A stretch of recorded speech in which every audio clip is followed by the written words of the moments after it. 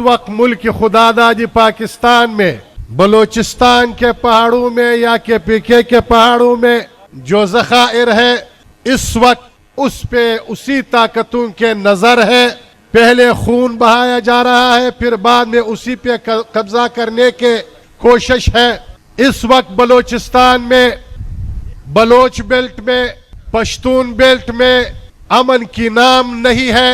اسی طرح کے PK میں اگر کشمیر میں امن نہیں ہے، مجرم ملا اگر بلوچستان میں امن نہیں ہے، مجرم ملا اگر کے PK میں امن نہیں ہے، مجرم ملا اگر پاکستان کے معیشت خراب ہے، مجرم ملا اگر پاکستان میں امن نہیں، مجرم ملا، تو آپ کس درد کی دوا ہے؟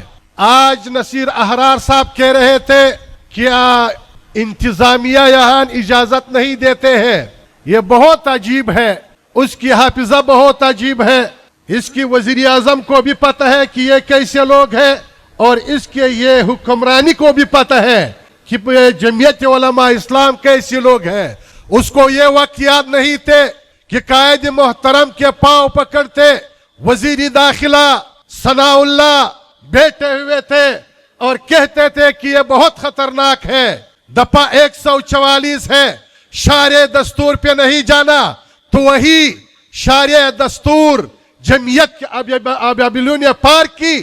اسی نتیجے میں اس وقت جو وزیر اعظم بیٹھا ہوا ہے یا یہاں پنجاب کے جو حکمرانی ہے، تو یہ جو حکمرانی ہے، اس حکمرانی جو یہاں پنجاب پہ مسلط ہے یا جو وزیر اعظم ہے، وہ جمعیت کو کہتے ہیں قصور میں داخل آپ جلسہ نہ کرے. قصور میں ہم تو آپ کے گھر میں بھی آ سکتا ہے، ہم اسلام آباد میں بھی آ سکتا ہے. اگر آپ نے آئندہ کے لیے ایسے حرکت کی، ہماری اگلا قدم اسلام آباد ہوگا. مدارس کے حوالے سے کہہ رہے ہیں مدارس کی اصلاح کرو، تو آپ نے پاکستان کے پوری جو آپ کے ادارے ہیں کوئی ایسے سائنسدان اس سے نکالا کہ وہ جہاز بنا سکے؟ تو آپ نے ایسے سیاستدان نکالا کہ وہ کوئی ایسے گاڑی بنا سکے؟ گاڑیاں تو آپ جاپان سے منگواتے ہیں، جہاز تو آپ دنیا سے لیتے ہیں. اب کہہ رہے ہیں مدارس میں ایسے سائنسدان نہیں ہے کہ جہاز بنا لے، مدارس میں ایسے سائنسدان نہیں ہے، ایسے انجینئر نہیں ہے. پاکستان کے جو خطیر رقم اس اداروں پہ خرچ ہو رہا ہے، تو آپ نے اس سے کیوں ایسے سائنسدان نہیں نکالا؟ مدارس میں قال اللہ و قال الرسول. شاید اللہ تعالیٰ نے جتنا تاکیدات سے مدارس کی حفاظت کا وعدہ کیا، جب پاکستان ایک ریاست ہے، اس کے لیے ایک چیف آف آرمی اسٹاف ہے، تو مدارس کی حفاظت کے لیے اللہ کے جانب سے چیف آف آرمی اسٹاف کون ہے؟ بتاؤ، چیف آف آرمی اسٹاف کون ہے؟ قائد ملت اسلامیہ ہے. اس کے جرنیل کون ہے جو ساتھ بیٹھے ہوئے ہیں؟ اس کے فوجی کون ہے جو سامنے بیٹھے ہوئے ہیں؟ پھر آپ اندازہ لگائیں کہ آپ مدارس کے آزادی کو، آپ مدارس کے خود مختاری کو ختم کر سکتے ہو؟ اس میں صدی گزر گئی اور قیامت تک یہ مدارس اسی طرح آباد رہے گا. ہم آئین اور قانون کے پسبردار ہیں، ہم آئین کو مانتے ہیں، ہم قانون کو مانتے ہیں. لیکن مجھے بتاؤ کہ سپریم کورٹ ایک ادارہ ہے یا نہیں ہے؟ مجھے یہ بتاؤ کہ یہ اسمبلی کوئی ادارہ ہے یا نہیں ہے؟ جو قانون اسمبلی نے متفقہ پاس کیا، جو آئین اسمبلی نے متفقہ پاس کیا، آپ اس کو نہیں مانتے ہیں. آپ نے الیکشن کے حوالے سے 47 پاریم ایجاد کیا ہے، ہمارا راستہ رکھا ہے. ہم تو آپ سے کہتے ہیں کہ بس آپ ہوش کے ناخن لو.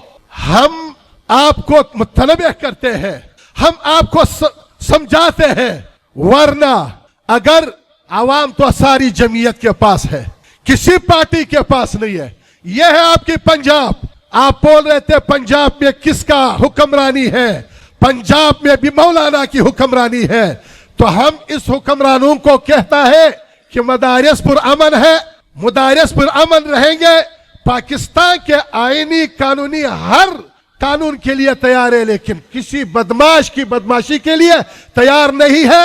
آپ نے آئندہ کے لیے پرسوں क्वेटा में इमदादिया मदरसे में उसके साथ ग्राउंड में बम ब्लास्ट हुआ, 2 हमारे बच्चे शहीद हुए मदरसे के।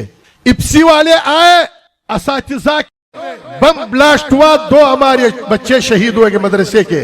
इप्सी वाले आए, असातिज़ा के साथ जो बदतमीजी की, वो कह रहे बच्चे हमारी शहीद हुआ और ग्राउंड मदरसे से बाहर है, हिफाजत आपकी काम है।